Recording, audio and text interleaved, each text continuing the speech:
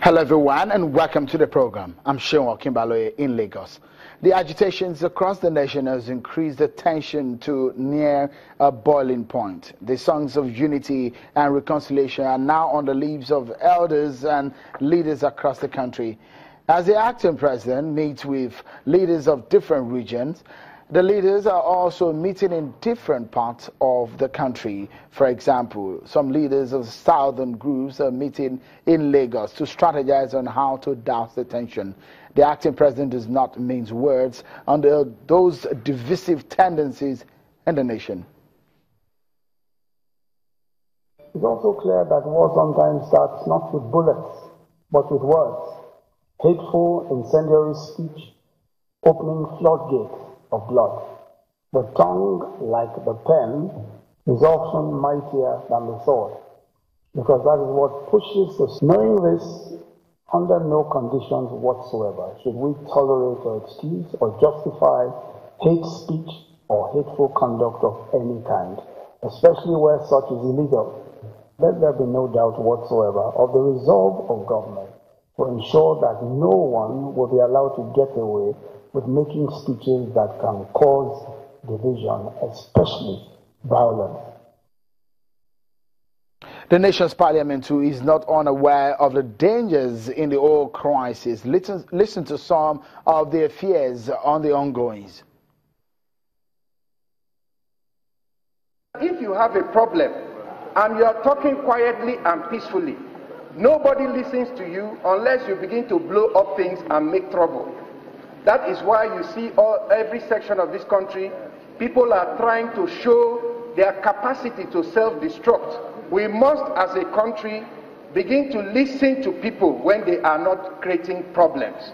That is part of what we are not doing. A young generation of people who have never seen bloodshed, war, destruction, people being killed, amputated, families being divided, sure they can think like that. But what have we done as a nation to educate them about the destruction of war? Absolutely nothing.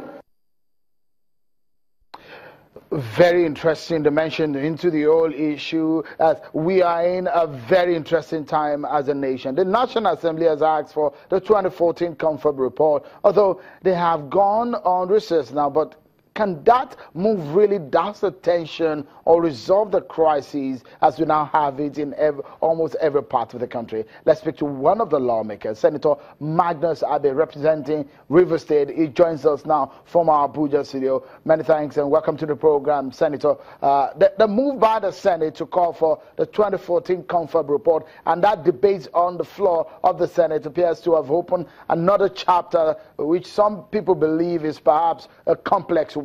What does the lawmakers hope to achieve with that move, considering the huge constitutional complexities involved in implementing such a report?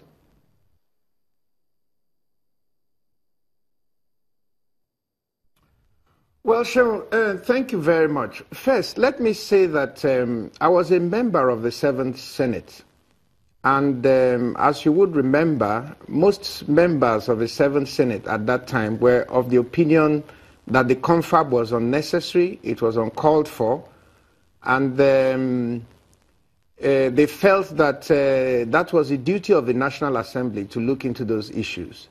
But nonetheless, the government at the time went ahead and organized a conference of very eminent Nigerians. A lot of money was spent. A lot of time was spent, and the document was produced.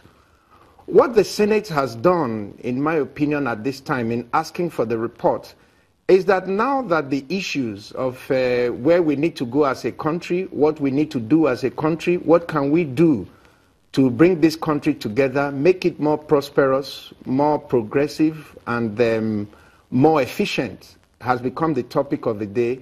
We cannot have a document like that and then simply refuse to look at it. So I think what the Senate has done is to bring that document back into focus so that Nigerians and indeed the Senate can actually look through the recommendations of the the Confab, and see if there's anything there that would be useful to us as a country.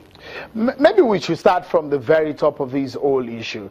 In your own view, as a senator representing a section of this country at the National Assembly, what do you think is the major cause of this renewed tension and these agitations that we're seeing right now in perhaps almost every region of the country?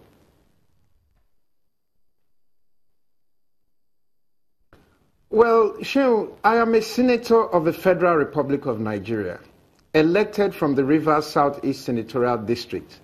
But I believe that my responsibility as a senator is to the entire country.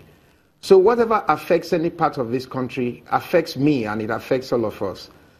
I think that the issues at stake at this time are such that we need to look at the nature of the country we run.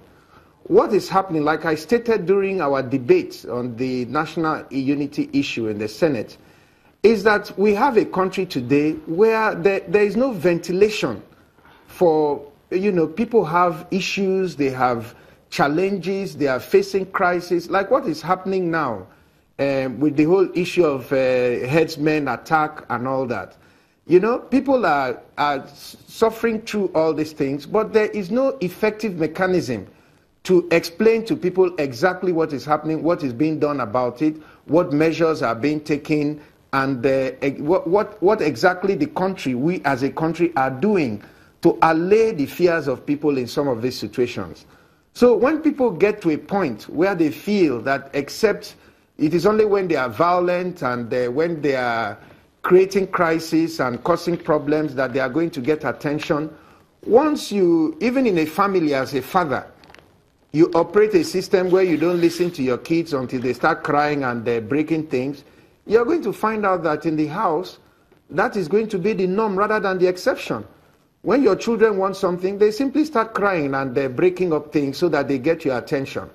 So I think we need to rejig the system a little to actually listen to the complaints people are making, the issues people are going through, the challenges that they are facing, before these things get to a point where it begins to look like a national crisis, even when it is not.